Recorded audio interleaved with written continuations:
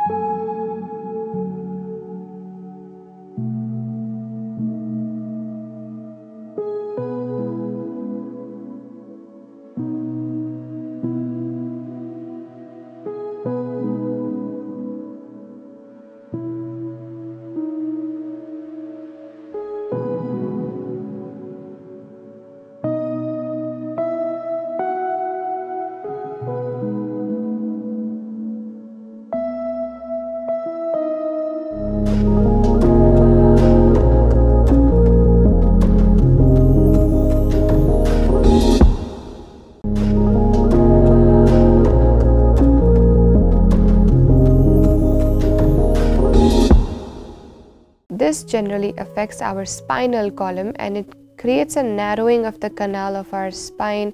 This affects our hips, our lower back, our shoulders. So the pain can come shooting in all the way from the bottom up into your legs or into your shoulders. It can be on either side or both sides. Now what you want to avoid doing is you want to avoid or be very cautious or do it under supervision of your instructor or somebody who is aware of your condition, who can help you practice these asanas.